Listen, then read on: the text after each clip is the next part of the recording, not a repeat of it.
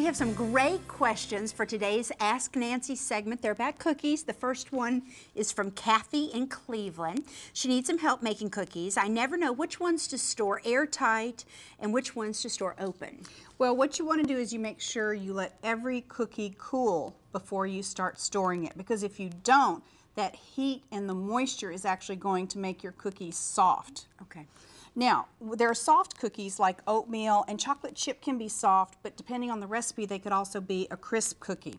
But when you're storing your soft cookies, you want to make sure that you put a layer of your cookies down, then put a layer of either wax paper or parchment paper, and then put some additional soft cookies on it, and just keep doing that layering thing, because the cookies are a little softer, you know, they're a little bit more prone to crumble. So you want to kind of protect them so you have the whole cookie.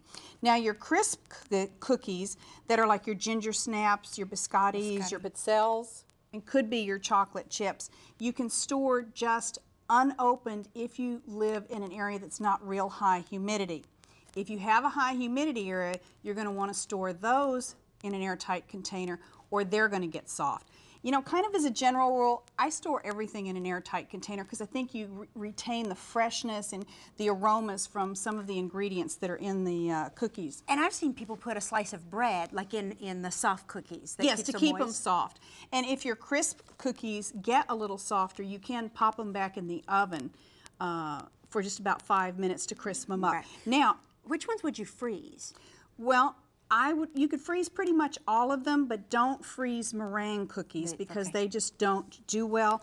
Now, also, if you have any cookies that have dairy products in them at all, you should store those in the refrigerator, and you can put them in your tin in the refrigerator, or you can wrap them in foil in the refrigerator.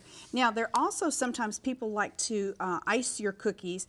So what you're going to do is, if you have buttercream icing on top of them, you need to lay those cookies on top of a cookie sheet, put them in the freezer, let them freeze, and then put them in layers like you do your soft cookies. Right, but you don't want to stack them too heavily or they'll crack and crumble. Same thing like with your meringue cookies, you do not want to stack them in a real tall container because they're crushable. One other question from Kathy, is butter, shortening, or margarine better to use? It really depends on the recipe. I like butter because of the flavor. I don't like butter because it melts at a lower temperature, so your cookie spreads out more. Shortening maintains the shape of your cookie better, but you lose some of the flavor. And margarine's kind of just in between. If you want to modify your recipe, you could put part butter and part shortening, or just follow your recipe. A chewy chocolate chip cookie sounds awfully good. There's some answers to your questions. Next on Ask Nancy, how to ship your treats.